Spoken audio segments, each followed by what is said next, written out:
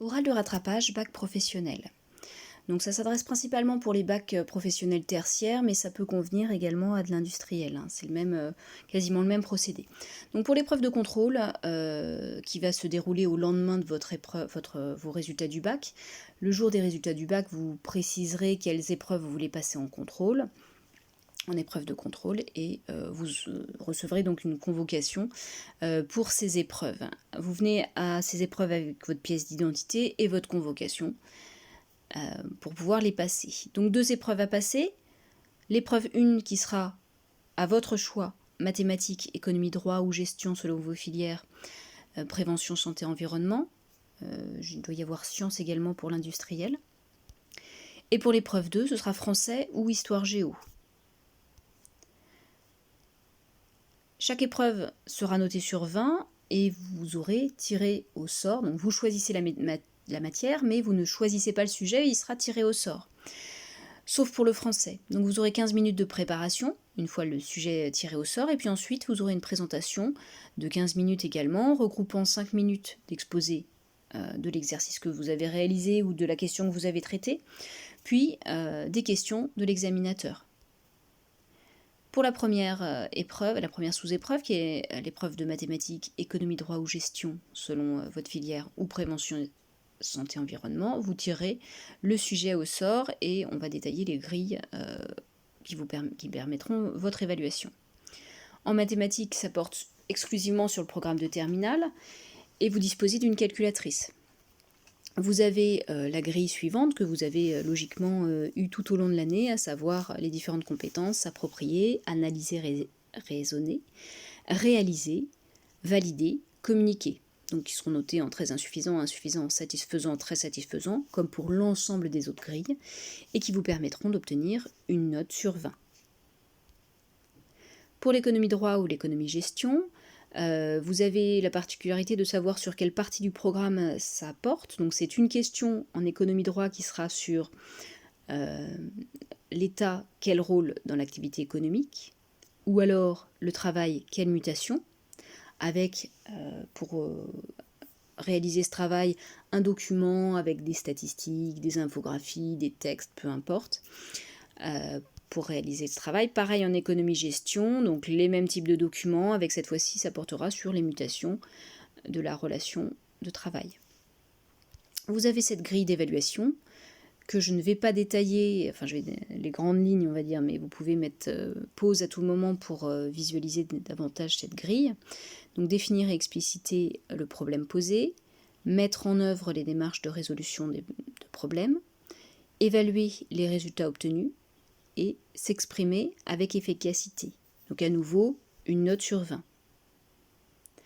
Pour prévention santé et environnement, cette fois-ci la question portera sur le programme et comme pour la matière précédente, vous pouvez avoir un document, une feuille avec des documents à commenter.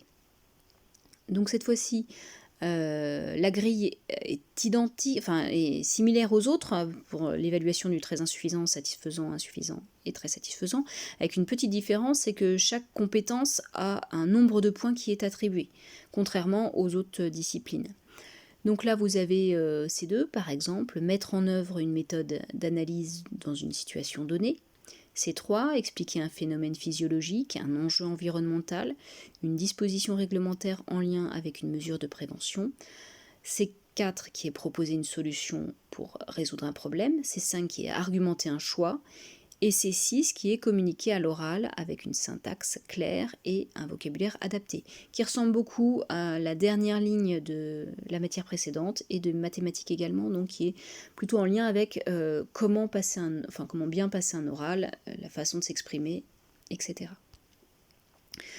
Pour la deuxième épreuve, cette fois-ci vous choisissez entre français et histoire-géographie, et vous avez, ça porte sur le programme de terminale, et avec les grilles suivantes. Donc pour histoire-géographie, c'est une question, c'est un commentaire de document qui sera fourni par l'examinateur avec des textes et des images, des cartes au besoin. Et puis dans les deux cas que vous passiez sur de l'histoire ou de la géographie, vous avez une question de MC qui vous sera posée pour vérifier vos connaissances sur les principales valeurs de la République et les règles de fonctionnement d'un débat démocratique.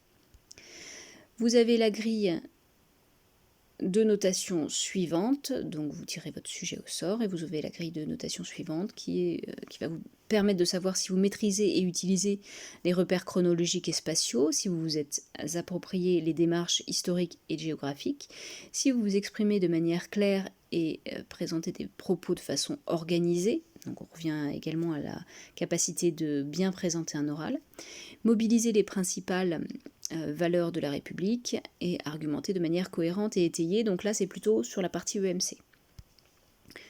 Pour le français, vous avez donc un sujet qui consiste pour les candidats en formation qui sont au lycée, un sujet qui consiste en la présentation d'une œuvre ou d'un groupement de textes étudiés pendant l'année. Et pour les candidats libres, en fonction de ce qui était dans le programme limitatif de classe de terminale. Vous avez une grille beaucoup plus complète avec ce qui est évalué ici, les compétences d'expression orale. Je vous laisse lire le détail des critères d'évaluation et des attendus. Les compétences de communication orale, les compétences de lecture et d'appropriation littéraire. Donc pareil pour une note sur 20. Avec des éléments à valoriser que je vous laisse découvrir.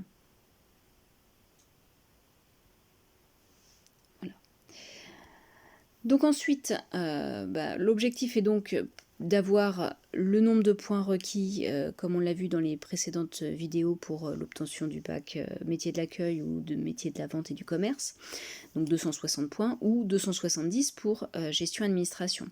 Chaque note obtenue, si elle est meilleure, viendra remplacer la précédente dans le calcul des points, c'est-à-dire que si vous avez choisi mathématiques, vous aviez 8 à l'écrit. Finalement, après le rattrapage, vous avez 13, ça veut dire que le 13 étant meilleur, il remplacera cette note-là. Si vous avez obtenu 7, on vous gardez votre 8 précédent. Donc un nouveau total sera effectué avec les nouveaux points, donc en remplacement de ceux qui étaient précédemment obtenus. Et si vous avez une note supérieure à 260 pour l'accueil et la vente commerce, vous obtenez votre bac. Si c'est supérieur à 270 pour la gestion administration. Les résultats de l'épreuve de contrôle sont connus à la fin seulement du passage de tous les candidats. Donc c'est-à-dire que s'il y a des candidats qui passent toute la journée, vous n'aurez pas les résultats avant 18h. S'il y en a qui passent également le lendemain, ce sera le lendemain que vous aurez les résultats. Vos résultats seront remis uniquement sur présentation de votre pièce d'identité et de votre convocation. C'est des résultats qui sont importants à récupérer puisqu'ils vous permettent de valider votre obtention du bac et donc finaliser les inscriptions dans les écoles. Les candidats qui sont déclarés admis à l'issue de l'épreuve de contrôle ne peuvent pas obtenir de mention. Mais l'essentiel, c'est d'avoir votre bac. Quelques conseils, donc, apportez impérativement, sous peine de ne pas passer l'épreuve, votre pièce d'identité et votre convocation. Vous êtes dans un établissement que vous ne connaissez pas. Repérez un petit peu le chemin pour être sûr d'arriver à l'heure et prenez votre pièce d'identité et votre convocation. Personne ne pourra attester de votre identité. Être à l'heure dans l'établissement mentionné sur la convention, c'est-à-dire, comme je l'ai dit précédemment, vous ne connaissez pas l'établissement, donc n'hésitez pas à prendre du temps d'avance, ça vous enlèvera beaucoup de stress. Être en tenue professionnelle, ce n'est pas une obligation, mais vous passez un oral, donnez une bonne impression, ce sera toujours un plus pour vous. Apportez une montre, vous n'aurez pas de téléphone, et vous aurez besoin d'apporter de quoi écrire également et une calculatrice. Vous passez un oral, donc vous devez être attentif à vous présenter, vous montrer courtois, éviter de lire votre rédaction et éviter les gestes parasites. Bonne chance à vous.